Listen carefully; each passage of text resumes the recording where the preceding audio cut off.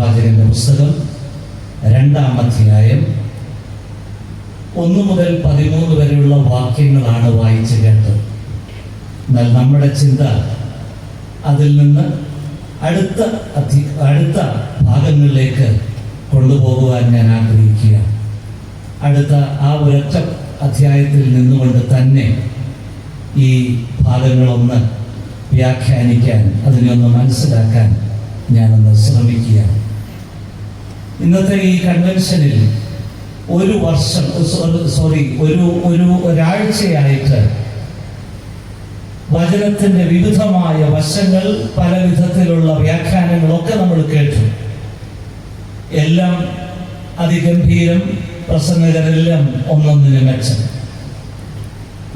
അതിൽ ഏറ്റവും ശിശുവായിരിക്കുന്ന എനിക്കിന്ന് ഈ ഒരു അവസരം ലഭിച്ചപ്പോൾ ഞാൻ ചില പ്രയാസങ്ങളിലൂടെ കടന്നു പോകുന്നു എന്നത് വലിയ കാര്യമായി വചനത്തിന്റെ മുൻപാകെ നിൽക്കുമ്പോൾ ഞാൻ കാണുന്നില്ല. എന്നാൽ ഈ കൺവെൻഷനിൽ എനിക്ക് ദൈവത്തിന്റെ ആത്മാവിനാൽ നയിക്കപ്പെട്ടത് ദാനിയേൽ പ്രവാചകന്റെ പുസ്തകത്തിലേക്കാണ്. വേദപുസ്തകം പ്രസംഗിക്കപ്പെടുമ്പോൾ ഏറ്റവും പ്രധാനപ്പെട്ട ഒരു കാര്യമെന്ന് പറയുന്നത് how to make it more practical. എത്ര പ്രവൃത്തി പഥത്തിലേക്ക് കൊണ്ടുവരാൻ സാധിക്കുമോ അതാണ് ദൈവവചനത്തിന്റെ പ്രത്യേകത എന്ന് പറയുന്നത്. ദാനിയേലിന്റെ പുസ്തകം 2-ാം അധ്യായം, 2 മാത്രമല്ല, ഇതൊരു പ്രവചനത്തിന്റെ താക്കോൽ പുസ്തകമെന്ന് പ്രവചന പഠിതാക്കളൊക്കെ നിരവധി പുസ്തകങ്ങളിലും പ്രസംഗങ്ങളിലും അനസ്യൂതം പ്രസംഗിച്ചുകൊണ്ടിരിക്കുന്ന ഒരു പുസ്തകമാണ് ഈ ദാനിയേൽ പ്രവാചകന്റെ പുസ്തകം. പ്രവചന വിഷയത്തിലേക്ക് പ്രവേശിക്കുന്നില്ല. നമ്മുടെ വിഷയം എന്ന് പറയുന്നത് ദാനിയേലിന്റെ ജീവിതത്തെ മറ്റൊരു വിധത്തിലൊന്ന് മനസ്സിലാക്കുവാൻ ഇന്ന് രാത്രിയിൽ ഞാൻ ആഗ്രഹിക്കുകയാണ്. ഇവിടെ 2-ാമത്തെ അധ്യായത്തിലേക്ക് വരുമ്പോൾ കാണുന്ന പ്രത്യേകത 2 കൂട്ടം കാര്യമാണ്. ഇവിടെ ഇരിക്കുന്ന പലർക്കും ഈ 2 അസുഖങ്ങൾ ഉള്ളതായി നമുക്ക് മനസ്സിലാക്കാം. നെബൂഖദ്നേസർ രാജാവിന്റെ വാഴ്ചയുടെ 2-ാം ആണ്ടിൽ നെബൂഖദ്നേസർ സ്വപ്നം കണ്ടു.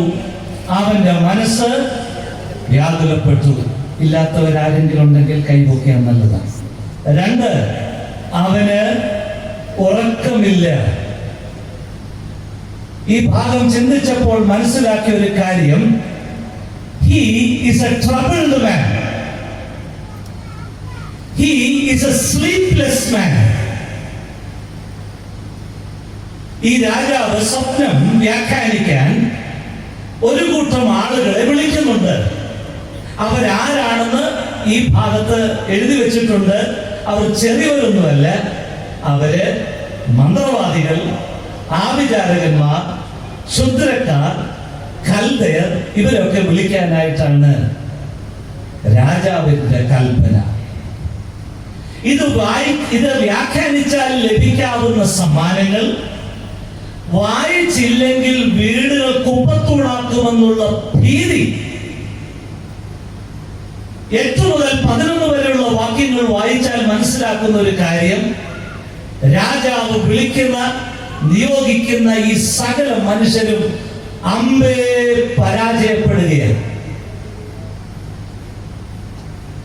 They tried their best. ഏറ്റവും അവരുടെ വിദ്യാഭ്യാസം കൊണ്ടോ അറിവ് കൊണ്ടോ കഴിവ് കൊണ്ടോ പലതും അവർ ശ്രദ്ധിച്ചു. പക്ഷേ ഇവർ പരാജയപ്പെടുന്നത് അതിദാരുണമായി പരാജയപ്പെടുകയാണ്.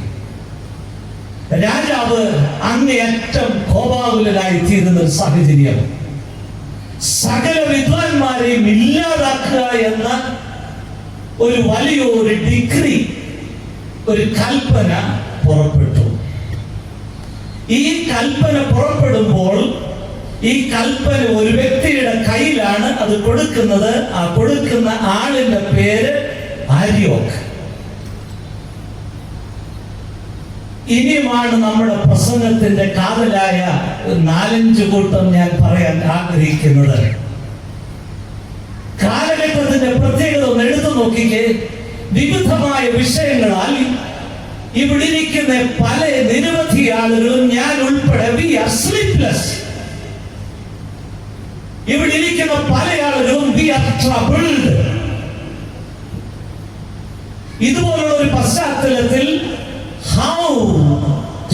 how to face the Christian living, എങ്ങനെ ഈ ക്രിസ്തീയ ജീവിതം മുൻപോട്ട് കൊണ്ടുപോകാൻ കഴിയും?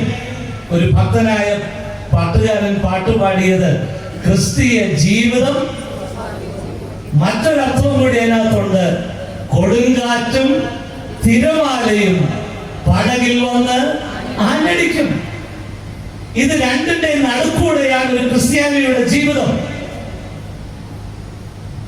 ഇവിടെ നോക്കുക, ഒരു രാജാവ് സാധാരണപ്പെട്ടയാളല്ല, എനിക്കത് വിവരിക്കാൻ സമയമില്ലാത്തത് കൊണ്ടാണ്. He is a troubled man. He is a sleepless man. ഇങ്ങനെയുള്ള ഒരു അവസ്ഥയിൽ രാജാവിന് കൊടുക്കാനുള്ള ഏക കൽപ്പന നശിപ്പിക്കുക, കൊന്നുകളയുക. ഈ കൽപ്പനയുമായി പുറപ്പെടുന്ന ആര്യോക്ക് 15-ാമത്തെ വാക്യത്തിൽ കാണുന്നത് ഒരു പ്രത്യേക കാര്യമാണ്.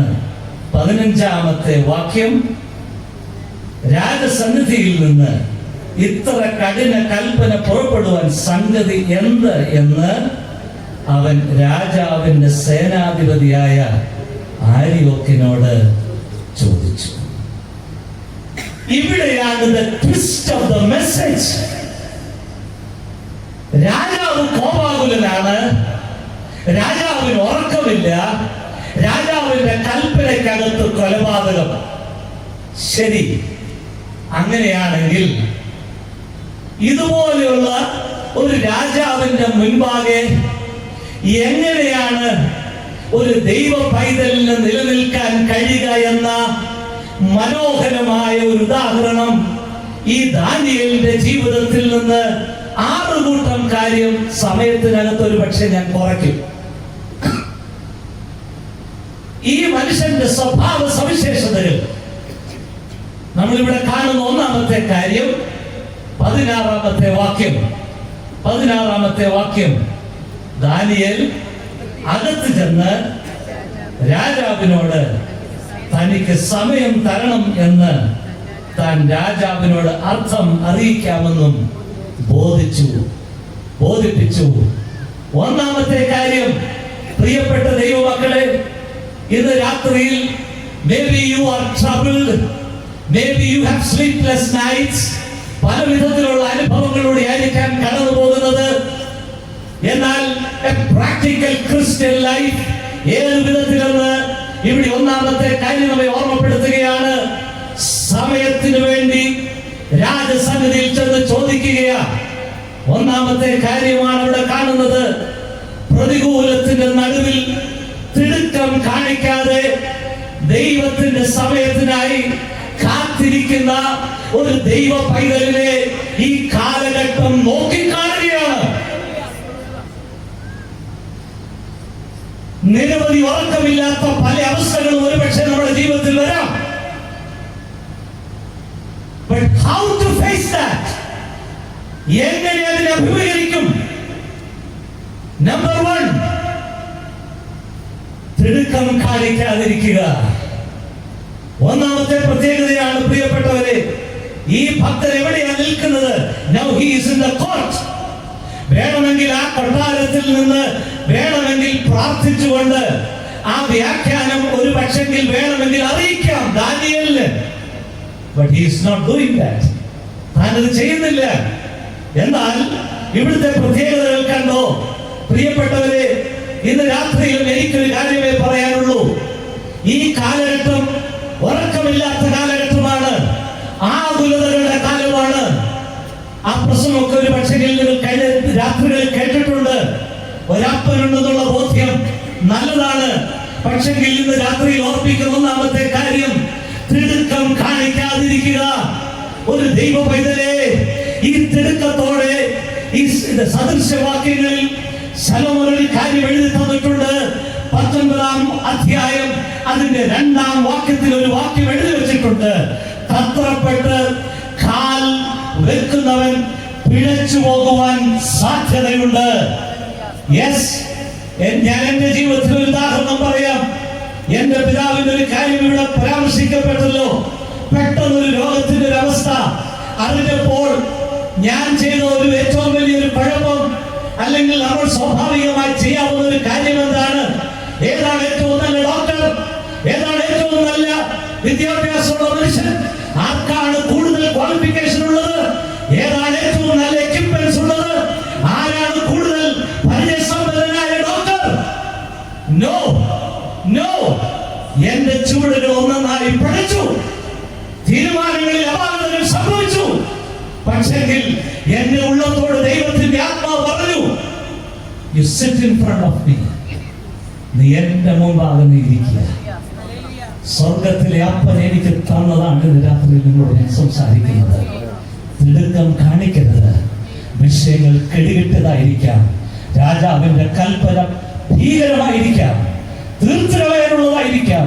പക്ഷെ ദാനിയേൽ രാജകൊട്ടാരത്തിൽ ചെന്ന് സമയം ചോദിക്കുകയാണ്. ഹല്ലേലൂയ, ദൈവത്തിന് സ്തോത്രം. ഇതുപോലെ നിരവധി അവസ്ഥകളിലൂടെ കടന്നു പോകുന്ന പല ആളുകളും കേൾക്കുന്നുണ്ട്, എനിക്കതറിയാം. എന്നാൽ ഒന്നാമത്തേത്, തിടുക്കത്തോടെ പ്രവർത്തിക്കാതിരിക്കുക. ദൈവിക സമയത്തിനായി അതിന്റെ വിഷയങ്ങൾക്ക് വേണ്ടി കാത്തിരിക്കുക. പ്രിയപ്പെട്ടവരെ, ഒരു വിടുതൽ ദൈവിക സമയത്തിനകത്തുണ്ട്. അതിന് രാത്രിയിൽ വിശ്വസിക്കുന്നവർ കരമുയർത്തി ഒരു സ്തോത്രം ചെയ്താട്ടെ. In his time, അവന്റെ സമയത്തിനകത്ത് ഒരു വിടുതലുണ്ട്, ഒരു ഉത്തരമുണ്ട്. തിടുക്കത്തോടെ എത്രത്തോളം മുൻപോട്ട് പോയാലും ആയുസ്സിൽ ഉത്തരം കിട്ടത്തില്ല. പക്ഷെങ്കിൽ ആ സമയമായിരുമ്പോൾ ചില വ്യക്തികളെ തമ്പുരാൻ തരും, ചില സാഹചര്യങ്ങളെ അവിടുന്ന് അനുകൂലമാക്കും.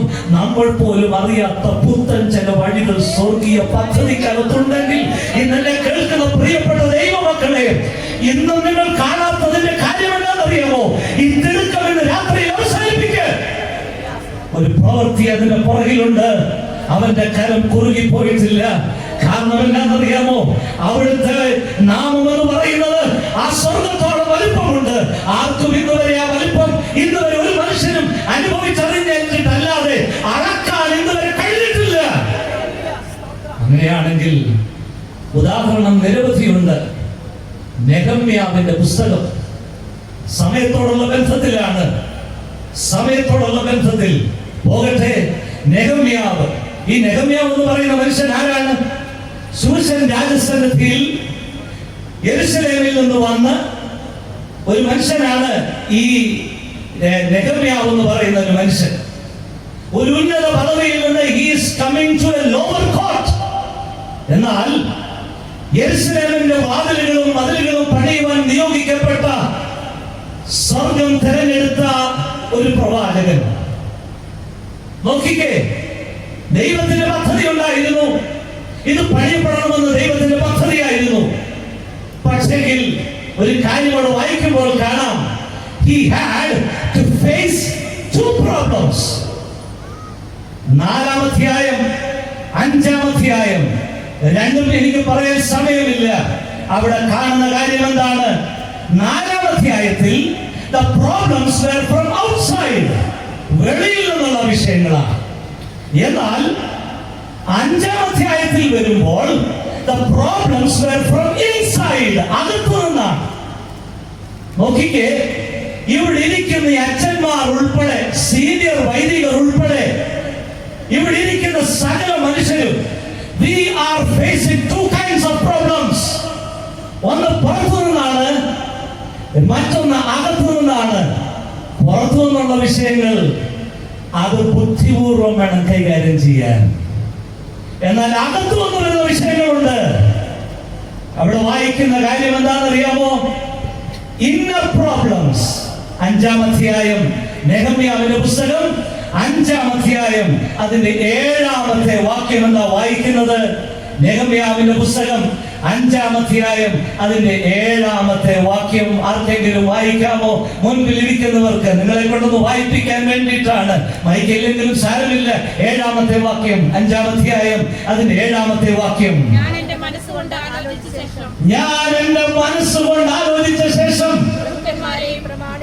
ഓ നോക്കുക, ഈ വിഷയം എന്ന് പറയുന്നത് ആ വിഷയം തന്റെ ഹൃദയത്തെ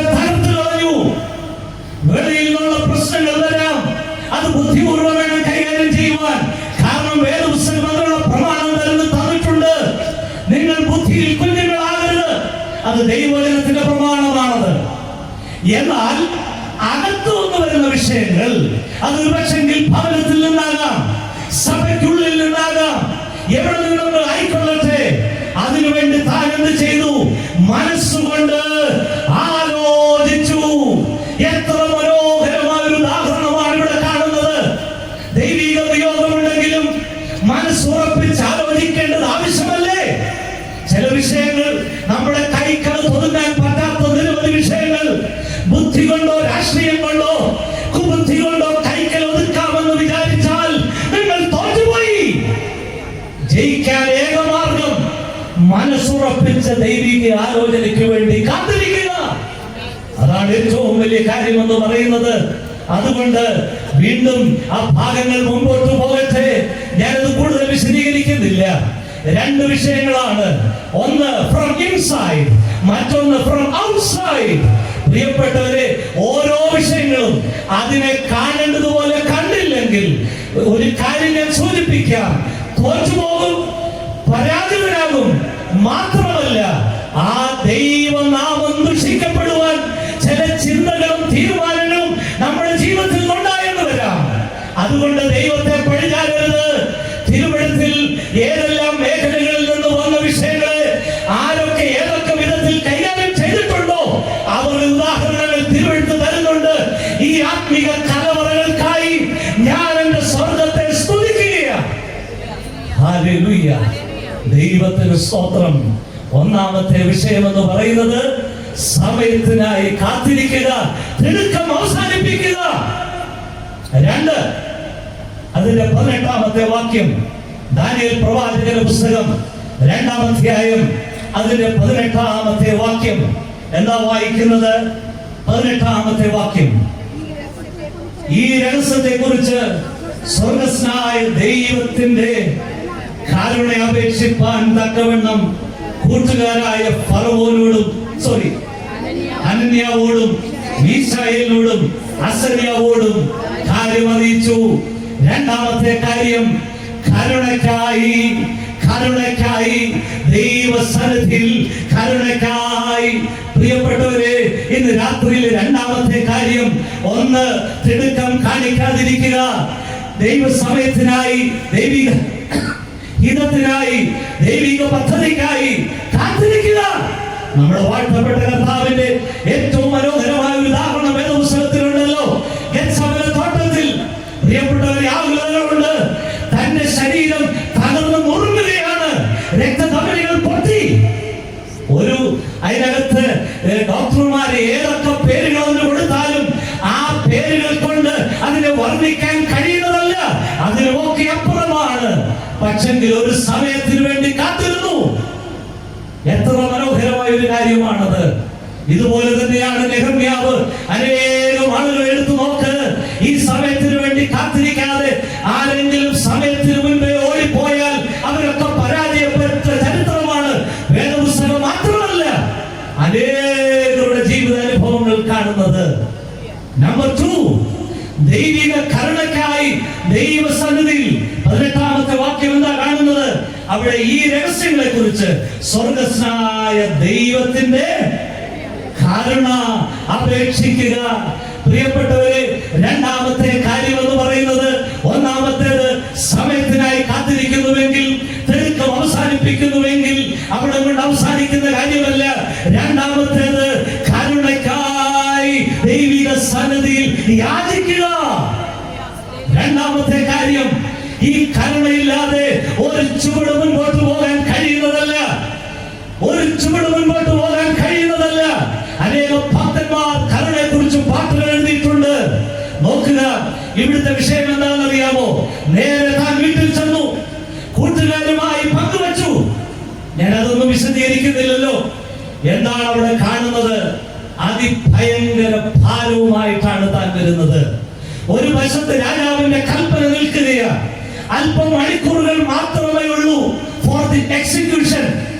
അത് തീർപ്പാക്കുവാൻ, നടപ്പിലാക്കുവാൻ രാജാവിന്റെ കൽപ്പനയ്ക്ക് സമയബന്ധിതമായി ഓടിക്കൊണ്ടിരിക്കുന്ന വിഷയങ്ങളാണ്. ഒരു പക്ഷേ മറ്റു പലരും പറയാം, അയ്യോ, ഇനി എന്റെ പ്രാണൻ അധികം ദിവസം കാണത്തില്ല. കൽപ്പനയായിരിക്കാം. പക്ഷെ ഒരു കാര്യം അവിടെ ഓർക്കേണ്ട കാര്യം എന്താണെന്നറിയാമോ പ്രിയപ്പെട്ടവരെ? എത്ര കെടികെട്ടിയ കൽപ്പനയാണെങ്കിലും ശരി, കരുണയുണ്ടെങ്കിൽ സ്വർഗത്തിലെ അപ്പൻ പ്രവർത്തിക്കുന്നത് അതിനൊക്കെ അപ്പുറമായിട്ടാണ് പ്രവർത്തിക്കുന്നത്. അത് വിശ്വസിക്കുന്ന പ്രിയപ്പെട്ടവരെ, ഇവിടെ ഇരിക്കുന്ന ദൈവജനമേ, സ്ത്രീ പുരുഷ ഭേദമന്യേ സകലരും കുഞ്ഞുങ്ങളോടടക്കം എനിക്കും പറയാനുള്ളത്, സമയത്തിന് മാത്രമല്ല കാത്തിരിക്കേണ്ടത്. രണ്ട്, അവിടുത്തെ കരുണയ്ക്കായി ദൈവസന്നിധിയിൽ നോക്കിക്കാണുക. എത്ര മനോഹരമാണ് ആ കരുണ! അതെന്തിലേക്കാണ് വരുന്നത് ഞാൻ ചൂണ്ടിക്കാണിക്കാം. എന്താ അവിടെ കാണുന്ന കാര്യം? പാട്ടുകാരൻ ഒരു പാട്ടുപാടി, ചിത്രമൊക്കെ അത് മനോഹരമായി യൂട്യൂബിലൊക്കെ നിങ്ങളത് കേട്ടു കഴിഞ്ഞാൽ കാണാം. ദൈവകരുണയിൻ ധനമാഹാത്മ്യം നാവാൽ വർണ്ണ്യമോ, ദൈവകരുണയിൻ ധനമാഹാത്മ്യം നാവാൽ വർണ്ണ്യമോ. പാട്ടുകാരൻ പാട്ടുപാടുകയാണ്. മനോഹരമാണ് ആ പാട്ടെന്ന് പറയുന്നത്.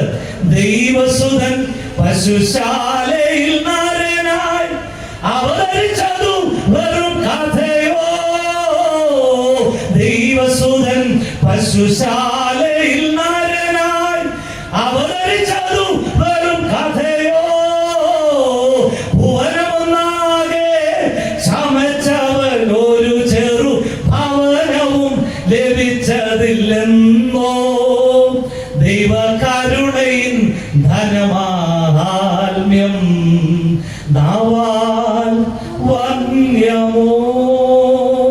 മനോഹരമായ പാട്ടാണത്. അതുകൊണ്ട് പോകട്ടെ, ദൈവിക കരുണയ്ക്കായി കാത്തിരിക്കുക. ദൈവിക കരുണയ്ക്കായി, അതേ പ്രിയപ്പെട്ടവരെ, രാജാവിന്റെ കൽപ്പന നിൽക്കുകയാണ്. ഇത് കേട്ടപ്പോൾ ഓടിച്ചെന്ന് മുട്ടുമടക്കല്ല താൻ ചെയ്തത്. അതാണ് എന്റെ രണ്ടാമത്തെ കാര്യം. കരുണ എന്തുമായി ബന്ധപ്പെട്ടിരിക്കുന്നു? 6-ാം അധ്യായം അതിന്റെ 10-ാമത്തെ വാക്യം. ദാനിയേൽ പ്രവാചകന്റെ പുസ്തകം 6-ാം അധ്യായം അതിന്റെ 10-ാമത്തെ വാക്യം. എന്താ അവിടെ വായിക്കുന്നത്? 6-ാം അധ്യായം അതിന്റെ 10-ാമത്തെ വാക്യം. എന്നാൽ രേഖ എഴുതിയിരിക്കുന്നു എന്ന് ദാനിയേൽ അറിഞ്ഞപ്പോൾ അവൻ വീട്ടിൽ ചെന്ന് അവന്റെ മാളികമുറിയുടെ യെരൂശലേമിന് നേരെ തുറന്നിരുന്നു. അടുത്തതാണ് ഇതിന്റെ ബന്ധം എന്ന് പറയുന്നത്. താൻ മുൻപേ ചെയ്തതുപോലെ. ദൈവത്തിന് സ്തോത്രം. ദൈവത്തിന്റെ കരുണയ്ക്ക് ഒരു വ്യക്തിയുടെ ശീലവുമായി ബന്ധമുണ്ട്. How we are trained with the scripture. പ്രിയപ്പെട്ടവരെ, ശീലം എന്തുമാകാം. സൗകര്യമുള്ളപ്പോൾ പ്രാർത്ഥിച്ചാൽ പ്രാർത്ഥന കേൾക്കാനായിട്ട് ഹോൾസെയിൽ ബിസിനസ് നടത്തുന്ന സ്വർഗമല്ല, ഇതൊരു സൂപ്പർ മാർക്കറ്റ് അല്ല. പിന്നെ ഇതെന്തുവാ? ഇതെന്റെ ശീലവുമായി ബന്ധപ്പെട്ടതാണ്. ഈ കരുണ പ്രവർത്തിക്കാൻ how this gets activated, എങ്ങനെയാണ് ഇത് പ്രവൃത്തിപഥത്തിലേക്ക് വരുന്നത്? അതെന്റെ ശീലവുമായി ബന്ധപ്പെട്ട് കിടക്കുന്നു. നിങ്ങൾ കേൾക്കുന്ന പ്രിയപ്പെട്ട ദൈവമക്കളെ, എങ്ങനെയാണ് how we are trained? നമ്മുടെ ശീലങ്ങൾ താൻ മുൻപ് ചെയ്തതുപോലെ കരുണയ്ക്കായി, ഓ സ്തോത്രം, യെരൂശലേമിന് നേരെ കിളിവാതിലുകൾ തുറക്കുക. രാത്രിയിൽ എന്നെ കേൾക്കുന്ന ദൈവത്തിന്റെ മക്കളെ, എല്ലാവരോടും പറയുക, അത് ഏത് പ്രായത്തിലുള്ളവരാണെങ്കിലും ശരി. ഒരു പക്ഷെങ്കിൽ നമ്മളൊക്കെ ആരാണെന്നറിയാമോ? നമ്മളൊക്കെ പലപ്പോഴും വിശുദ്ധി നടിക്കുന്ന കാപട്യമുള്ള ആളുകളാ, ഞാനടക്കം.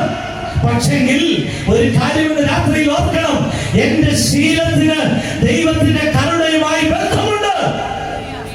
എന്റെ സ്വർഗം നോക്കുമ്പോൾ എന്നെ കാണുന്നത് ഏത് നിലവാരത്തിലാണെന്നറിയാമോ? He is daily training himself. താൻ തന്നെ പരിശോധിച്ചുകൊണ്ടിരിക്കുകയാണ്, പരിശീലിപ്പിച്ചുകൊണ്ടിരിക്കുകയാണ്. ദൈവത്തിന് സ്തോത്രം. എത്ര ഞായറാഴ്ചകളായി ഈ ഒരാഴ്ചനകത്ത് ആരാധിച്ചിട്ടുണ്ട്, എത്രയോ കൺവെൻഷൻ പ്രസംഗങ്ങൾ കേട്ടിട്ടുണ്ട്. But we never have trained with the scripture. ദൈവവചനവുമായി എന്നവിടെ കാണുന്നത് തന്റെ മുൻപത്തെ ശീലവുമായി എത്രയോ ബന്ധമുണ്ട് കരുണ. രാത്രിയിൽ എന്നെ കേൾക്കുന്നവരെ, ഈ ഒരു സന്ദേശം നിങ്ങൾക്കുള്ള സന്ദേശമാണ്. ഇന്ന് രാത്രിയിൽ മടങ്ങി വരണം. ഈ ശീലങ്ങളിൽ നിന്ന് മാറണം, ദുശീലങ്ങളിൽ നിന്ന് മാറണം. മറ്റു പലതും പറഞ്ഞും പ്രവർത്തിച്ചും എന്നാൽ കരുണയ്ക്ക് വേണ്ടി പോയാൽ പച്ചയ്ക്ക് പറയുന്നു, ഞാനാണെങ്കിലോ ഏത് വ്യക്തിയാണെങ്കിലും ശരി, ആയുസ്സിൽ കരുണ കിട്ടത്തില്ല. ഈ കരുണയ്ക്ക് ദാനിയേലിന്റെ ജീവിത ശൈലിയുമായും വലിയ ബന്ധമുണ്ട്. ദൈവത്തിന് സ്തോത്രം. എത്ര മനോഹരമാണ് പ്രിയപ്പെട്ടവരെ. ഒന്ന്, സമയത്തിനായി കാത്തിരിക്കുക. ധൃതി, ആകുലതരം, വെപ്രാളങ്ങൾ അവസാനിപ്പിക്കുക. രണ്ട്, കരുണയ്ക്കായി ദൈവസന്നിധിയിൽ യാചിക്കുക. ചിലരൊക്കെ പ്രാർത്ഥിക്കുന്ന യേശുവിന്റെ നാമത്തിൽ വിട്ടുപോകാൻ ഞാൻ കൽപ്പിക്കുന്നു. ഇതെന്തോ ഇത്? കരുണയില്ലാതെ ആവേശത്തിന്റെ വചനമല്ലിത്. ഇത് അഗ്നിജ്വാലയ്ക്കത്തുള്ള കണ്ണുള്ളവന്റെ വാക്കുകളാണ്. അതിനവിടുത്തോളം ബലമുണ്ട്. ഇത് ചുമ്മാ എനിക്ക് വായി തോന്നിയതുപോലെ പറയാനുള്ളതല്ല. അവിടുത്തെ കരുണയില്ലാതെ ഒരു വാക്ക് പോലും നാവിനെ ഉച്ചരിക്കാൻ കഴിയത്തില്ല. ദൈവത്തിന് സ്തോത്രം. ഒന്നാമത്തേത്, ദൈവിക സമയത്തിന് വേണ്ടി തിടുക്കം കാണിക്കാതിരിക്കുക. രണ്ട്, ദൈവസന്നിധിയിൽ കരുണയ്ക്കായി യാചിക്കുക. മൂന്ന്, അതിലെ 19-ാമത്തെ വാക്യം, അതിലെ 19, ഇതേ ഈ ഭാഗം തന്നെ മുമ്പോട്ട് പോകുന്നത്. ഇതേ ഭാഗം തന്നെ 19-ാമത്തെ വാക്യം. എവിടെയാ വായിക്കുന്നത്? 2:19. അങ്ങനെ ആ രഹസ്യം, ഇതുകൊണ്ടായി വായിപ്പിക്കരുതെന്നൊക്കെ എന്നെ പഠിപ്പിച്ചവരൊക്കെ പറയുന്നുണ്ട്. വായിക്കുമ്പോൾ കറക്റ്റ് വായിക്കണം. 19, അങ്ങനെ ആ രഹസ്യം ദാനിയേലിന് രാത്രി ദർശനത്തിൽ ദാനിയേൽ സ്വർഗ്ഗസ്ഥനായ ദൈവത്തെ സ്തുതിച്ചു. ഒന്നാമത്തേത്, സമയത്തിനായി കാത്തിരുന്നു. രണ്ട്, ദൈവിക കരുണയ്ക്കായി യാചിച്ചു. നോക്ക്, ഏത് വിഷയത്തിന്റെയും സ്റ്റെപ്പുകളാണ് ഇന്ന് രാത്രിയിൽ ഇവിടെ പരാമർശിക്കപ്പെടുന്നത്. അതിലേറ്റവും മനോഹരമായി എന്റെ മുമ്പിൽ വന്നൊരു വ്യക്തിത്വമാണ് ദാനിയേൽ. മൂന്നാമത്തെ കാര്യം കണ്ടോ? സ്വർഗ്ഗസ്ഥനായ ദൈവത്തെ സ്തുതിച്ചു പറഞ്ഞു. എന്റെ പൊന്നെ, എന്തോ ഇതിന്റെ അർത്ഥം? ചിലര് പറയാറുണ്ട്, സ്തുതിച്ചാട്ട്. ഇതെങ്ങനെ ചുമ്മാ സ്തുതിക്കാൻ പറ്റത്തില്ല. ഇതെന്താ പറഞ്ഞു വന്നതിന്റെ അർത്ഥം എന്തുവാ? അർത്ഥം വളരെ സിമ്പിൾ ആണത്. നന്ദിയുള്ള ഹൃദയം. രാജാവ് കോപാകുലനാണ്, അറിയാമല്ലോ. അതിന്റെ ഭീകരത അത് അനുഭവിച്ചവർക്കേ മനസ്സിലാകത്തുള്ളൂ. ആര്യോക്കിന്റെ കയ്യിൽ സകല വിദ്വാൻമാരെയും തകർത്ത് കളയാൻ, ഇല്ലാതാക്കാനുള്ള കൽപ്പനയുമായി പുറപ്പെട്ടിരിക്കുക. ഈ ഭക്തനായ മനുഷ്യൻ ചെയ്ത കാര്യം എന്താണെന്നറിയാമോ? ഉടനെ അവൻ ചെന്ന് രാജാവിന്റെ അടുക്കൽ ചെല്ലാം എന്ന ഒരു തീരുമാനമല്ല, പിന്നെന്താ ചെയ്തത്? ദൈവത്തെ സ്തുതിക്കുക. ഓ, എത്ര മനോഹരമായ മൂന്നാമത്തെ കാര്യമാണത്. ആ സ്വപ്നമൊക്കെ കിട്ടി. ആ ശരി, എന്നാൽ നേരെ രാജകൊട്ടാരത്തിലേക്ക് വിട്ടുകളയേക്കാം. അല്ല. ഓ, ഇത് തന്ന ദൈവത്തെ സ്തുതിക്കാതെ ഒരു ചുവട് മുമ്പോട്ട് പോകാൻ കഴിയത്തില്ല. നോക്കുക, സമയത്തിന് വേണ്ടി കാത്തിരുന്നപ്പോൾ ദൈവിക കരുണ അവിടെ പ്രവർത്തിക്കാൻ തുടങ്ങി. തന്റെ ശീലവുമായി അതിന് ബന്ധമുണ്ട്. സ്വർഗത്തിലെ ദൈവത്തെ സ്തുതിക്കുക. എന്നോടൊപ്പം വീടാന്തരം കയറി ഇറങ്ങുന്ന, സുവിശേഷ വേലയ്ക്ക് കയറി ഇറങ്ങുന്ന ഒരു ചെറുപ്പക്കാരനുണ്ട്. അദ്ദേഹത്തിന്റെ ഭാര്യ 32 വയസ്സ്, ക്യാൻസറാണ്, ലങ് ക്യാൻസർ. എന്നോട് പറഞ്ഞു, നമുക്കൊരു വെച്ച് ഞങ്ങളെ യാത്ര ചെയ്യുന്ന സമയത്ത് എന്നോടൊരു അനുഭവം പങ്കുവച്ചു. അനുഭവം നിസ്സാരമല്ല. എന്നോട് പറഞ്ഞു, സാറേ, എനിക്ക് വലിയ വിദ്യാഭ്യാസമൊന്നുമില്ല. 35 വയസ്സ് അദ്ദേഹത്തിനുള്ളൂ. ഒരു 5-6 വർഷം മുമ്പ് നടന്നൊരു സംഭവമാണ്. എന്താണെന്നറിയോ? ആശുപത്രിയിൽ നിന്ന് റിപ്പോർട്ട് കിട്ടി, ക്യാൻസർ. ഈ റിപ്പോർട്ടുമായിട്ട് താൻ 4ാമത്തെ നിലയിലേക്ക് ഓടുക. വലിയ വിവരവും വിദ്യാഭ്യാസവും ഇല്ലാത്ത ഈ മനുഷ്യൻ ഒരാൾ ചോദിച്ചു, നിങ്ങൾ എങ്ങോട്ടായി പോകുന്നത്? 4ാം നിലയിലേക്ക് പോവുക. കാരണം അവിടെ ഒന്നുമില്ല, വെറുതെ കിടക്കുക. അത് ആശുപത്രിയുടെ ഏറ്റവും മുകളിലത്തെ വശമാണ്. അവിടെ ആരും ഡോക്ടർമാരില്ല. ഈ മനുഷ്യൻ ഈ പേപ്പർ കാണിച്ചിട്ട് പറഞ്ഞു 4ാം നില ചെല്ലാനാണ്. അല്ല, ക്യാൻസർ 4th സ്റ്റേജിലാണ്. ഈ വിവരമില്ലാത്ത ഒരു പാവപ്പെട്ട ഒരു ഉപദേശി 4ാമത്തെ നിലയിലേക്ക് ഓടുക. വിവരമില്ലെന്ന് നമുക്ക് തോന്നും, പക്ഷെ ഉള്ളിൽ സ്റ്റെപ്പുകൾ കയറുമ്പോൾ താൻ സ്തുതിച്ചുകൊണ്ടാണ്, സ്വർഗത്തിലെ അപ്പനെ സ്തുതിച്ചുകൊണ്ടാണ് ചെല്ലുന്നത്. ഞാൻ കൂടുതലൊന്നും പറയുന്നില്ല. ഇന്നും തന്റെ പ്രിയ ഭാര്യ ഇന്നും ജീവനോടെ. കാരണം എന്താണെന്നറിയാമോ? ഇതാ രേഖയുമായി മുമ്പോട്ട് പോവുകയാണ്. അദ്ദേഹം 4ാമത്തെ നിലയിൽ ആരുമില്ലെങ്കിലും അവിടെ പോയി ദൈവത്തെ സ്തുതിക്കുവാൻ പോയൊരു മനുഷ്യനാണ്. ആ മനുഷ്യൻ ഇന്നും എന്റെ കൂടെ ഉണ്ട്. പ്രിയപ്പെട്ട ദൈവമക്കളെ, ഒന്നാമത്തേത് സമയത്തിന് വേണ്ടി തിടുക്കം കാണിക്കാതിരുന്നാൽ, സമയത്തിന് വേണ്ടിയുള്ള ദൈവപ്രവൃത്തി ഒരു വശത്തോട് ഉള്ളപ്പോൾ, 2ാമത്തെ ഭാഗത്ത് ദൈവിക കരുണ പ്രവർത്തിക്കുന്നത് ശീലവുമായി ബന്ധപ്പെട്ടാണെങ്കിൽ, 3ാമത്തെ കാര്യം എന്ന് പറയുന്നത് സ്വർഗത്തെ ദൈവത്തെ സ്തുതിക്കുക. വെറുതെ കുറെ സ്തുതിയും സ്തോത്രവും പറയുക എന്നുള്ളതല്ല. അതിന്റെ 19ാമത്തെ വാക്യം തുടങ്ങിയുള്ള കാര്യങ്ങൾ എന്താണെന്നറിയാമോ? 19ാമത്തെ വാക്യം ദാനിയേൽ സ്വർഗ്ഗസ്ഥനായ ദൈവത്തെ സ്തുതിച്ച് പറഞ്ഞ വാക്കുകൾ കണ്ടോ? ചെറിയ വാക്കുകളല്ല അവിടെ എഴുതപ്പെട്ടിരിക്കുന്നത്. ആ പറഞ്ഞ വാക്കുകൾ, ദൈവത്തിന്റെ നാമം എന്നും എന്നേക്കും സ്തുതിക്കപ്പെടുമാറാകട്ടെ. ഇവിടെ ഇരിക്കുന്ന പ്രിയപ്പെട്ടവരെ, ഇവിടെ ഇരിക്കുന്നവരുടെ ഹൃദയം ഒന്ന് തുടിക്കണം. ആമീൻ. എന്താണെന്നറിയാമോ? ആ നാമം എന്നും എന്നേക്കും വാഴ്ത്തപ്പെട്ട നാമം മാത്രമാണ്. ആ നാമത്തിൽ ഏത് മുഴങ്ങാലും മടങ്ങും. ഏത് നാമം ഏറ്റു പറയുന്ന നാമമാണ്. ആ നാമത്തിന് എത്ര പഴക്കം സംഭവിച്ചാലും ആ നാമം ഒരു കാലത്തും പഴക്കം ചെല്ലുന്ന നാമമല്ലത്. ഓരോ പ്രാവശ്യവും വിളിക്കുന്നതോറും, ഓരോ പ്രാവശ്യവും വിളിച്ചപേക്ഷിക്കുന്നതോറും ആ നാമത്തിന്റെ മഹത്വം നമ്മുടെ വാഴ്ത്തപ്പെട്ട കർത്താവ് പറഞ്ഞു, ഞാൻ നിന്റെ നാമം നിന്റെ ജനത്തിനിടയിൽ വെളിപ്പെടുത്തി, ഇനിയും വെളിപ്പെടുത്തും. അതിന്റെ മഹത്വം തീർന്നുമായിട്ടില്ല.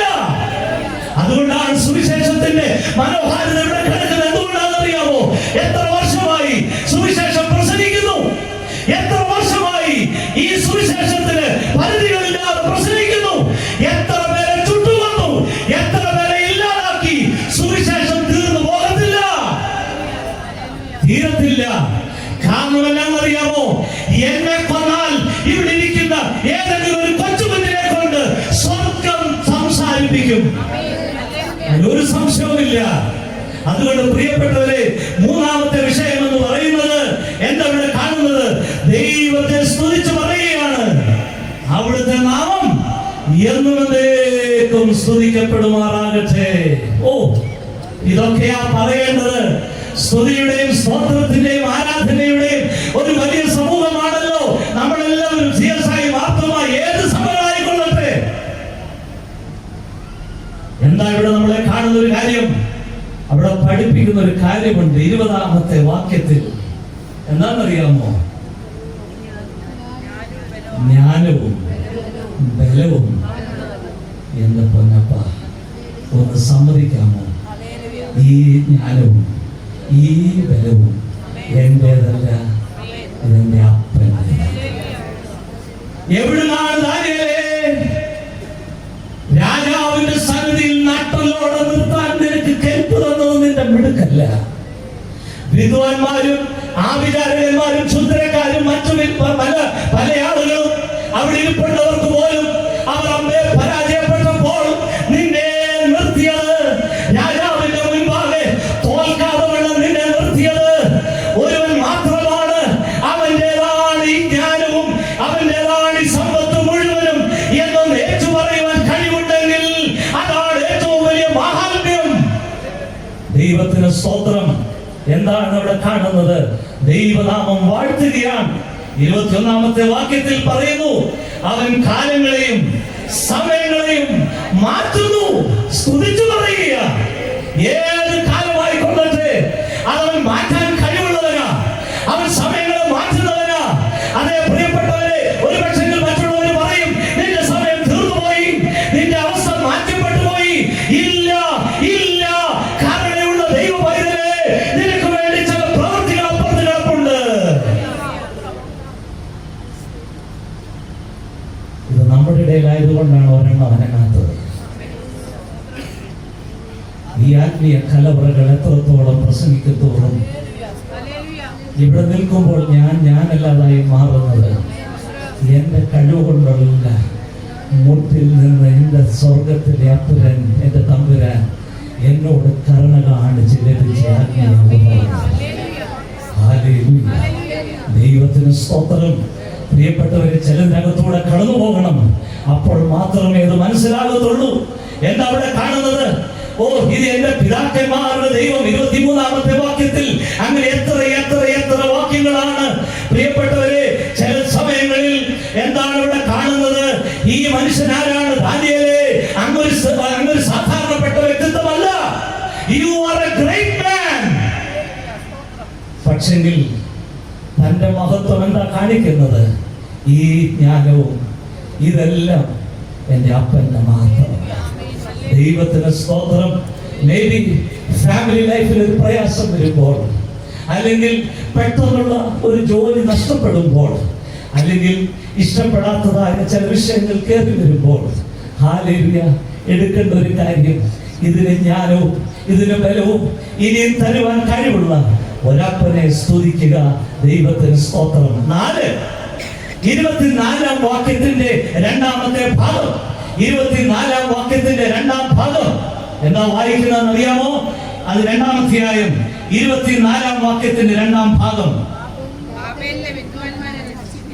നശിപ്പിക്കരുത്. ഞാനിതൊന്നും മറ്റൊന്നും ഭാഗങ്ങൾ വായിപ്പിക്കുന്നില്ല. എന്താണ് ഇവിടെ 4-ാമത്തെ കാര്യം എന്ന് പറയുന്നത്? ബാബേലിലെ വിദ്വാൻമാരെ നശിപ്പിക്കരുത്. ഞാൻ ചോദിച്ചോട്ടെ, ഈ ദാനിയേൽ ഇങ്ങനെ പറയേണ്ട വല്ല ആവശ്യം അവിടെ ഉണ്ടോ? ഇല്ല, ഒരാവശ്യവുമില്ല. അവരെ കൊന്നുകളയുന്നെങ്കിൽ കൊന്നുകളയട്ടെ. ദൈവത്തിന് സ്തോത്രം. എന്നാൽ ഈ കാര്യമുണ്ടല്ലോ, this is the best time for revenge. ഇങ്ങനെയുള്ള ആളുകളെ തട്ടി തീർക്കാനുള്ള ഏക അവസരമാണിത്. അതിന് രാജാവിന്റെ കൽപ്പനയും പുറപ്പെട്ടു കഴിഞ്ഞു. പിന്നെ ദാനിയേൽ അതിനകത്ത് കയറി പ്രവർത്തിക്കാൻ ദാനിയേലിന് എന്താ തന്റെ ചേതോവികാരം? ആ വിചാരകന്മാരെയും ശുദ്ധരക്കാരെയും കൊന്നുകളയാനല്ലേ ഞാൻ ആ സ്ഥാനത്തായിരുന്നുവെങ്കിൽ ഞാൻ ആദ്യം പറയും, ഏതാണ് ഏറ്റവും നല്ല സമയമാണ്, അവരെ കൊല്ലാനുള്ള ഏക സമയമാണ്. എന്റെ കൈകളല്ലല്ലോ അതിന് പറയുള്ളത്. അവർ കൊല്ലട്ടെ, അവർ ഇല്ലാതാകട്ടെ. ദൈവത്തിന് സ്തോത്രം. ഞാൻ പറഞ്ഞേനെ, ആരെയൊക്കെ താനത് ആദ്യം അത് ചെയ്യാൻ, അതിനുശേഷം എന്റെ അടുക്കൽ വാ. ഒരു കാര്യം ഇവിടെ കാണുന്നത് കണ്ടോ? കൽപ്പന നിന്റെ പക്കലുണ്ടല്ലോ, എല്ലാം നിന്റെ പക്കലുണ്ടല്ലോ. എന്നിട്ട് നീ എന്നെ രാജകൊട്ടാരത്തിലേക്ക് കൊണ്ടുപോകുക. പ്രിയപ്പെട്ടവരെ, ഈ മനുഷ്യന്റെ 4-ാമത്തെ പ്രത്യേകത എന്താണെന്നറിയാമോ? ആ കൊല്ലുവാൻ ഏതു വിധത്തിലും യോഗ്യരായവരെ പോലും താൻ കരുണയോടെ ദർശിക്കുക. കാരണം എന്താണെന്നറിയാമോ? തന്റെ ദൈവം കരുണാമയനായ ദൈവമാണ്. ആ ദൈവത്തിന് എന്നോട് കരുണ കാണിച്ചുവെങ്കിൽ എന്നോട് എന്നെ ഉപദ്രവിക്കുന്നവരോട് ഞാൻ കരുണയുള്ളവരായേ തീരൂ. ഹല്ലേലൂയ. ഇതല്ലേ നമ്മുടെ വാഴ്ത്തപ്പെട്ട കർത്താവായ യേശുക്രിസ്തു ഏറ്റവും വലിയ മാതൃക നമുക്ക് കാണിച്ചു തന്നത്. ദൈവത്തിന് സ്തോത്രം. ദൈവത്തിന് സ്തോത്രം. വേണമെങ്കിൽ വേദപുസ്തകത്തിൽ ഒരു ഉദാഹരണം വേണമെങ്കിൽ എടുക്കാം. ഒരുവന്റെ കൊന്നയ്ക്ക് കയറി പിടിച്ചവനെ ഇല്ലാതാക്കി കളയാം. പക്ഷേ നമ്മുടെ അനുമനാഥനായ കർത്താവ് തന്റെ ചങ്കിലെ ചോര കൊണ്ട് കുത്തുന്നവന് പോലും രക്ഷ വാഗ്ദാനം ചെയ്തിട്ടല്ലാതെ ഈ ഭൂമുഖത്ത് നിന്ന് മാറ്റപ്പെട്ടു പോയിട്ടില്ല. ആ നാമത്തിൽ ആര് വിശ്വസിക്കുന്നുവോ അവർക്ക് രക്ഷ സൗജന്യമായി കൊടുത്തിട്ടേ ഉള്ളൂ. ആരോടും അവരുടെ പഴമ ചോദിച്ചിട്ടില്ല. ആരോടും നിങ്ങൾ ഇന്നതാകുമെന്നും പറഞ്ഞിട്ടില്ല. പക്ഷെ ഒരു വ്യക്തത കൊടുത്തിട്ടുണ്ട്. ഞാൻ നിന്നോട് കൂടെ ഉണ്ടെന്നുള്ളൊരു വ്യക്തത കൊടുത്തിട്ടുണ്ട്. ദൈവത്തിന് സ്തോത്രം. അതുകൊണ്ട് ധൈര്യത്തോടെ പറയാം, നാം ഇന്നതാകുമെന്ന് നമ്മൾ ഇതുവരെ കണ്ടിട്ടില്ല, നമ്മൾ അറിയില്ല.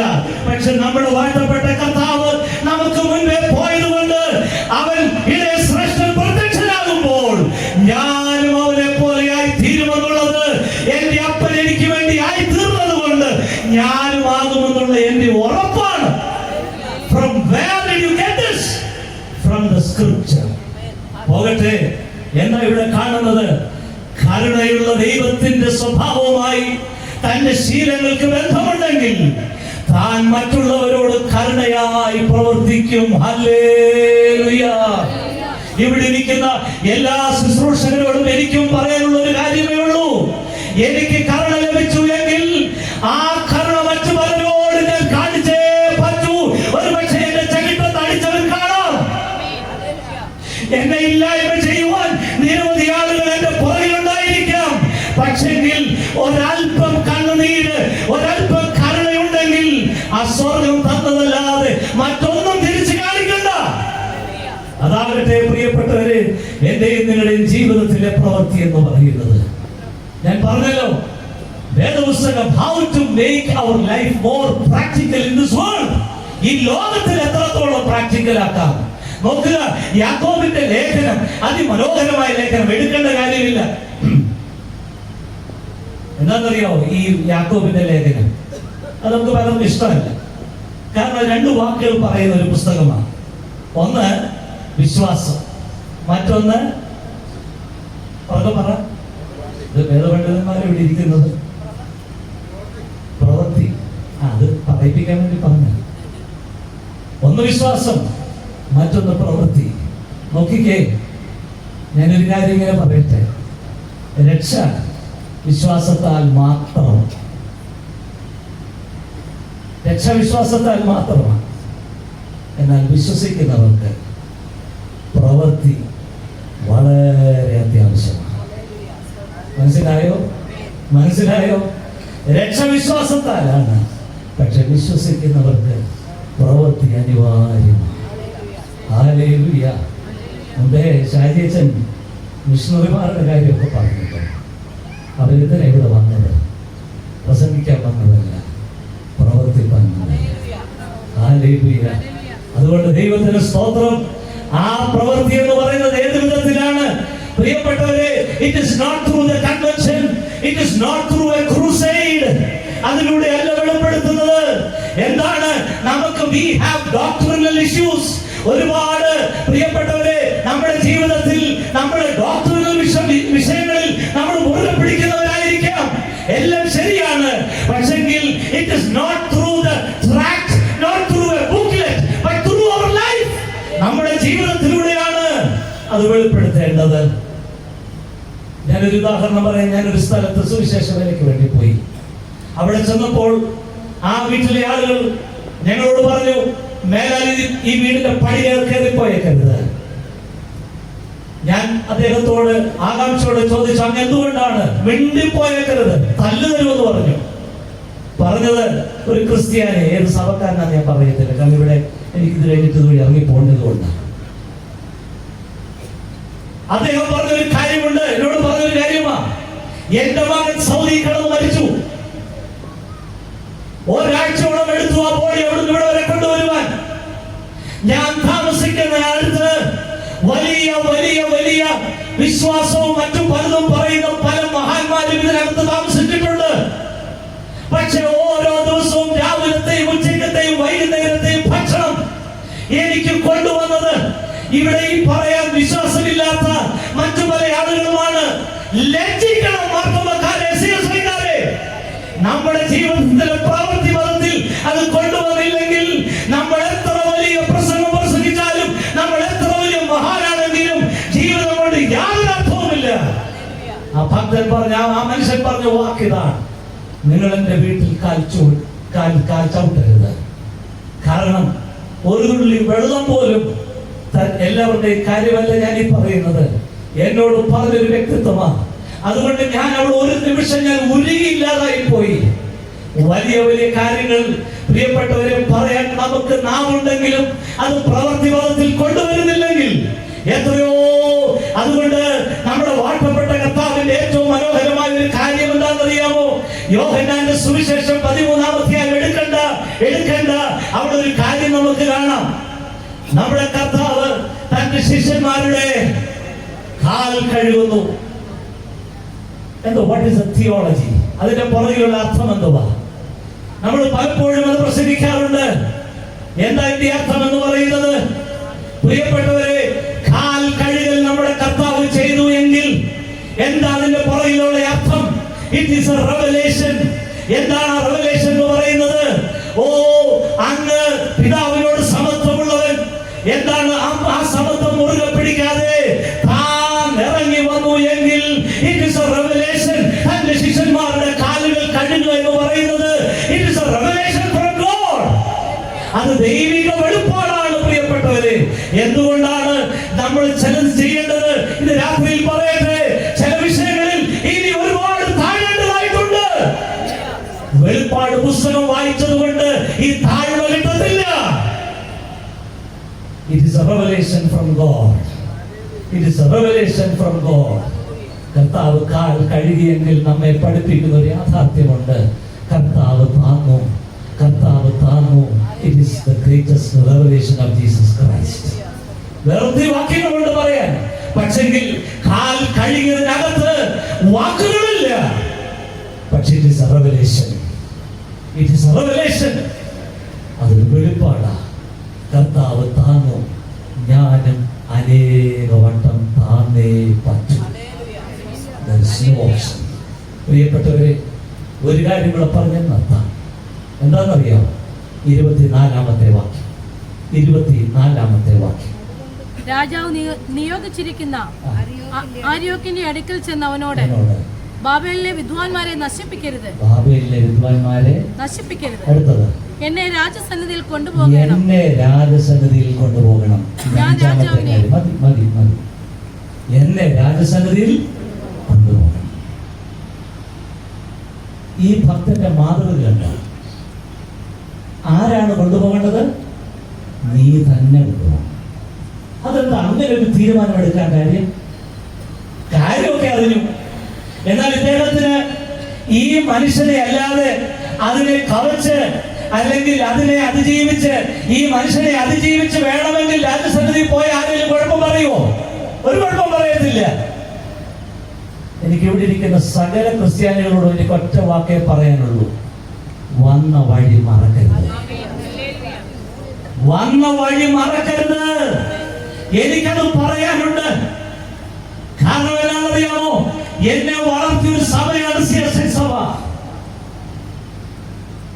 എനിക്ക് വന്ന വഴി മറക്കാൻ പറ്റില്ല. ഒന്നുമല്ലാത്ത എന്നെ എന്തെങ്കിലും ഒക്കെ ഒരു പ്ലാറ്റ്ഫോം തന്നത് എന്റെ സഭയാണ്. അതുകൊണ്ടൊരു കാര്യം ഓർക്കണം, ഇവിടെ ആര്യോക്കിനെ മറികടന്നല്ല ഈ ദാനിയേൽ വിഷയത്തെ കാണുന്നത്. ദാനിയേൽ കാണുന്ന കാഴ്ച കണ്ടോ? ഏതായാലും വാർത്ത അറിഞ്ഞു. എന്നാൽ ഈ ആര്യോക്കെ നീ തന്നെ കൊണ്ടുപോകണം. എന്താ അതിന്റെ 5-ാമത്തെ കാര്യം? ദാനിയേലിന് വേണമെങ്കിൽ ആ മഹത്വം ഏറ്റെടുക്കാം. പക്ഷെങ്കിൽ കണ്ടോ, ദാനിയേലിന് മഹത്വം വേണ്ട. ദൈവത്തിന് സ്തോത്രം. ആര്യോക്കിന്റെ ഒരാവശ്യവും ദാനിയേലിനില്ല. എന്നാൽ ആ സമയത്ത് ഞാനായിരുന്നുവെങ്കിൽ എന്താണ് ആര്യോക്ക് അറിയാതെ രാജസന്നിധിയിൽ ചെന്ന് ആ മഹത്വം മുഴുവനും ഞാൻ ഏറ്റെടുക്കും. ശരിയാ, സ്വപ്നവും വ്യാഖ്യാനവും എന്റെ കയ്യിലുണ്ടല്ലോ. പിന്നെ എനിക്ക് ധൈര്യത്തോടെ രാജാവിന്റെ അടുക്കൽ എനിക്ക് പോകാമല്ലോ. എല്ലാം ശരിയാണ്, എനിക്ക് ധൈര്യമുണ്ട്. I don't need any mediator. എനിക്കൊരു മധ്യസ്ഥനെയും ആവശ്യമില്ല എന്ന് വേണമെങ്കിൽ ഈ മനുഷ്യന് പറയാം. പ്രിയപ്പെട്ടവരെ, എനിക്ക് പറയാനുള്ള 5-ാമത്തെ കാര്യമാണ്: വന്ന വഴി മറക്കരുത്. ഈ ഇത്രയും മഹത്വത്തിന് കാരണമായി തീർന്നത് എന്താണ് അതിന് കാരണം? ഇത് അറിയിച്ചത് ആര്യോക്കാണ്. അതായത് ആര്യൊക്കെ ആ വഴിയിലൂടെ തന്നെ നമുക്ക് സഞ്ചരിക്കാം. ദൈവത്തിന് സ്തോത്രം. എത്ര മനോഹരമാ! അതിന്റെ 25-ാമത്തെ വാക്യത്തിൽ ഇവിടെ ഇരിക്കുന്ന നമ്മളുടെ എല്ലാവരുടെയും സ്വഭാവം ആര്യൊക്കെ വെളിപ്പെടുത്തുന്നുണ്ട്. നോക്കിക്കേ, ഒരു ദൈവഭക്തന്റെ ജീവിതവും അല്ലാത്ത മറ്റൊരാളുടെ ജീവിതം തമ്മിലുള്ള വ്യത്യാസം ശ്രദ്ധിക്കാം. എന്താ അവിടെ കാണുന്നത്? 25-ാമത്തെ വാക്യത്തിൽ കാണുന്നു. 25 ആര്യോക്ക് ദാനിയേലിനെ വേഗം രാജസന്നിധിയിൽ കൊണ്ടുചെന്നു. എന്നിട്ട് പറഞ്ഞു, വായിച്ചു, യഹൂദ പ്രവാസികളിൽ ഞാൻ ഒരുത്തനെ. ഇപ്പൊ മനസ്സിലായോ? ഇപ്പൊ മനസ്സിലായോ? ദാനിയേൽ മഹത്വം എടുത്തില്ല, എന്നാൽ ഇവിടെ ആര്യോക്ക് മഹത്വം എടുക്കുകയാണ്. രാജസന്നിധിയിൽ പെട്ടെന്ന് കൊണ്ടുപോയിട്ട് പറയുകയാണ്, ഈ യഹൂദ പ്രവാസികൾ ഒരുത്തനെ ഞാൻ കണ്ടെത്തിയെന്ന്. പച്ചക്കള്ളല്ലേ പറഞ്ഞത്, പച്ചക്കള്ളല്ലേ പറഞ്ഞത്. ദൈവത്തിന് സ്തോത്രം. പ്രിയപ്പെട്ടവരെ, ഞാനത് കൂടുതലായി എനിക്ക് വിശദീകരിക്കണമെന്നുണ്ട്. 27-ാമത്തെ വാക്യം എന്താ വായിക്കുന്നത്? 27-ാമത്തെ വാക്യം, ദാനിയേല് രാജസന്നിധിയിൽ ഉത്തരം ബോധിപ്പിച്ചത്. രാജാവ് ചോദിച്ച വിദ്വാൻമാർക്കും മന്ത്രവാദികൾക്കും സകലവാദികൾക്കും രാജാവിനെ അറിയിപ്പാൻ കഴിയുന്നതല്ല അടുത്തത്. എങ്കിലും എങ്കിലും എങ്കിലും എത്ര ആവർത്തി വായിച്ചാലും തീരത്തില്ല. കാരണം എന്നാണെന്നറിയാമോ? മറ്റു പലർക്കും കഴിയാത്തത് എന്റെ ദൈവത്തിന് കഴിയും, എന്റെ ദൈവത്തിന് കഴിയും. എന്താ അവിടെ വായിക്കുന്നത്? കൂടുതലൊന്നും ഞാൻ പറയുന്നില്ല. എന്താ അവിടെ കാണുന്നത്? ഈ മനുഷ്യൻ എന്തുകൊണ്ടാണ് ഈ ദൈവത്തെ കുറിച്ച് അവിടെ പറയാൻ കാരണം? എന്തുകൊണ്ടാണ് ഈ ദൈവത്തെ കുറിച്ച് രാജാവിനോട് പറഞ്ഞത്? അതാണ് ഇന്ന് ഈ കാലഘട്ടത്തിന്റെ ആവശ്യം.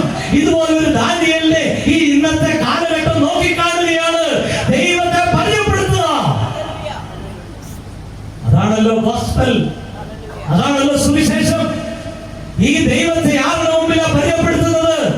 രാജാക്കന്മാർ, സിംഹാസനങ്ങളുള്ളവർ, വലിയ വലിയ മനുഷ്യർ, ആരെങ്കിലും ആയിക്കൊള്ളട്ടെ, അവരുടെ മുമ്പിൽ ദൈവത്തെ പരിചയപ്പെടുത്തി. പക്ഷെ ആരോഗ്യ ചെയ്തത് എന്തുവാ? യഹൂദ പ്രവാസികൾ ഞാൻ ഒരുത്തനെ തെരഞ്ഞെടുത്തു. എന്റെ പൊന്നെ, നീ മിടുക്കനാ. പക്ഷെ ഒരു കാര്യം ഞാൻ പറയട്ടെ, അത് താഴോട്ട് വായിക്കുമ്പോൾ ഉണ്ടല്ലോ, 47-ാം വാക്യം വായിച്ച്. 47 രാജാവ് ദാനിയേലിനോട് നീ രഹസ്യം വെളിപ്പെടുത്തുവാൻ. ഹല്ലേലൂയ! ഇത് രഹസ്യമാണ്. ഈ സുവിശേഷം ഒരു രഹസ്യമാണ്. ആ ലോകത്തിന് മുഴുവൻ അറിയത്തില്ല. നമ്മുടെ പക്കൽ അവൻ ഏൽപ്പിച്ചു.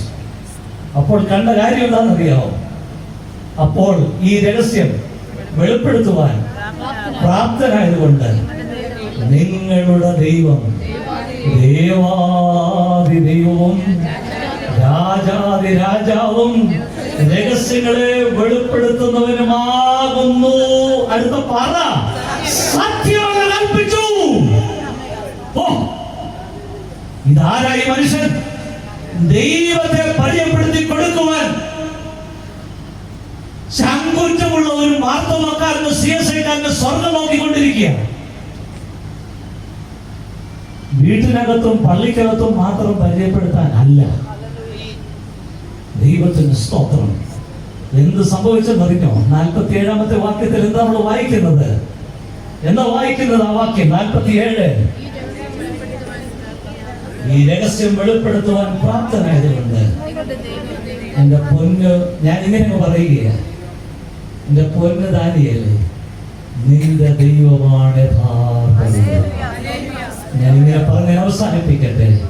ദാനിയേൽ ദൈവത്തിന് മഹത്വം കൊടുത്തപ്പോൾ രാജാവ് ദൈവത്തെ മഹത്വപ്പെടുത്തുവാൻ കാരണമായി മാറി. ദാനിയേൽ ദൈവത്തിന് മഹത്വം കൊടുത്തപ്പോൾ രാജാവ് ദൈവത്തെ സ്തുതിച്ചു. അത് ഈ കാലഘട്ടത്തിന് ആവശ്യമാണ്. മറ്റൊരു രക്ഷയില്ല. രക്ഷിക്കപ്പെടുവാൻ ആകാശത്തിന്റെ കീഴിൽ ഒന്ന് പറ. പാട്ട് മാത്രം പാടിയിട്ട് കാര്യമില്ല. മറ്റൊരു രക്ഷയില്ല. പറയാമോ? പറയാമോ? ഉപദേശിമാരെ, പ്രസംഗിക്കുന്നവരെ പറയാമോ? മറ്റൊരു രക്ഷയില്ല. ഈ പന്തലൊന്ന് ഉണരട്ടെ. മറ്റൊരു രക്ഷയില്ല. രക്ഷിക്കപ്പെടുവാൻ ആകാശത്തിന്റെ കീഴിൽ മനുഷ്യരിൽ നൽകപ്പെട്ട വേറൊരു നാമമില്ല. ഹല്ലേലൂയ! ആ നാമം രാജാക്കന്മാരെടുത്തും പ്രഭുക്കന്മാരെടുത്തും ഒന്നിച്ചെന്ന് പരിചയപ്പെടുത്തിയാൽ രാജാക്കന്മാർ ദൈവത്തെ അറിയുവാൻ കാരണമായി. വേദനയോടൊരു കാര്യം പറയട്ടെ, ഇന്ന് പല സഭകളും രാഷ്ട്രീയമായി ഞെരുങ്ങിക്കൊണ്ടിരിക്കുമ്പോൾ ഇതിനകത്ത് കാലത്തിന്റെ ആവശ്യം ഈ പിടിപാടിൽ നിന്ന്, ഈ ബന്ധനത്തിൽ നിന്ന് സ്വർഗം ഒരുപറ്റം ആളുകളെ വേർതിരിച്ച് നിർത്തിയിട്ടുണ്ട്. അത് നിങ്ങളാണ്, അത് ഞാനാ. അത് ചങ്കുറ്റത്തോടെ ചെയ്യുവാൻ സ്വർഗം ചിലർ നോക്കി കാണുകയാണ്. ഇത് വിശുദ്ധിയുടെ വചനമാ, ഇത് ലോകം മുഴുവനും പ്രസ്താവിക്കേണ്ട വചനമാ. പലരും പലതും അതിനകത്ത് ചെയ്തെന്ന് വരാം. പക്ഷെ സാക്ഷ്യം നഷ്ടപ്പെട്ടു പോകുന്ന ഈ സഭയോട് ഈ ദൈവത്തിന്റെ ആത്മാവ് പറയുകയാണ്, രാജാക്കന്മാരോട് പറയുവാൻ എവിടെ നിങ്ങൾക്ക് സുവിശേഷം? തെറ്റിപ്പോയി, പരാജയപ്പെട്ടു പോയി, പാരമ്പര്യം മാത്രം അവശേഷിക്കുന്നു. പക്ഷെ മടങ്ങി വരാം. ഈ നാമം ആരോട് വിളിച്ചു പറയണം? രാജാക്കന്മാരോട്, പ്രഭുക്കന്മാരോട്, സകല മനുഷ്യരോടും അവരുടെ മുട്ടുകൾ മടങ്ങുന്ന നാമമാണ്. 5 കൂട്ടം കാര്യമാണ് ഈ ദാനിയേലിന്റെ ജീവിതത്തിൽ നിന്ന് ഞാൻ സംസാരിച്ചത്. പ്രിയപ്പെട്ട ദൈവമക്കളെ, ഈ ഭക്തൻ കണ്ട കാഴ്ചകൾ, ഈ ഭക്തന്റെ ജീവിതത്തിൽ നിന്ന് ഒന്നാമത് തിടുക്കത്തോടെ പ്രവർത്തിക്കാതെ സമയത്തിനായി താൻ കാത്തിരുന്നു. 2, ദൈവിക കരുണയ്ക്കായി ദൈവത്തോട് യാചിക്കുന്നു. 3, സ്വർഗത്തെ ദൈവത്തെ സ്തുതിക്കുന്നു. 4, മറ്റുള്ളവരോട് കരുണ കാണിക്കുന്നു. 5, ഓ ദൈവത്തിന് സ്തോത്രം, തനിക്ക് യാതൊരു മഹത്വവും വേണ്ട.